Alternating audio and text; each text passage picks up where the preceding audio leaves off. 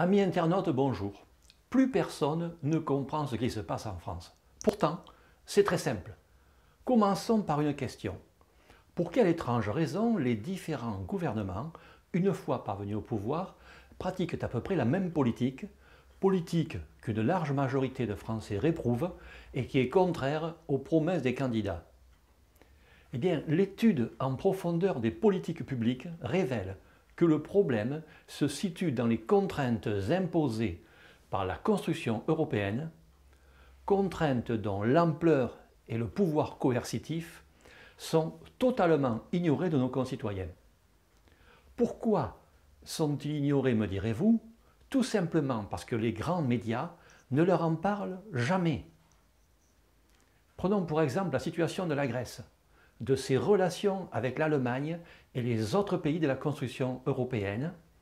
Cette situation montre à l'évidence que l'Union européenne n'est rien de tout ce qu'on nous prétend dans les médias. Ce n'est pas une union, c'est un marché. Elle n'est pas du tout démocratique. Elle ne sert pas les populations, mais les multinationales. Elle ne négocie pas avec la Grèce, elle la spolie, la contraint et la ruine. Elle a retiré la totalité de la souveraineté des pays membres au profit de l'administration américaine qui lui dicte sa feuille de route. Elle a été mise en place sur le modèle de la Nouvelle Europe des années 40, avec pour preuve un ancien juriste nazi, premier président de la Commission européenne. Elle est composée de technocrates très confortablement payés pour qu'ils n'aient pas d'état d'âme sur ce qu'ils sont amenés à faire. Elle est en train de détruire l'industrie et l'agriculture de la France au moyen d'une monnaie étrangère qui l'asphyxie. Elle autorise le pillage des fleurons de notre industrie en interdisant aux États membres le contrôle des mouvements de capitaux. Elle ruine les salariés en imposant la libre circulation des travailleurs.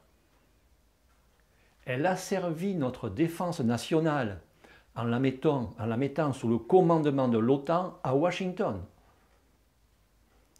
Elle s'approprie notre argent pour en faire des subventions qu'elle distribue ensuite dans notre pays, dans d'autres pays de l'Union européenne et hors Union européenne, à son gré, mais avec l'étiquette Union européenne pour tromper les destinataires sur la provenance réelle des fonds.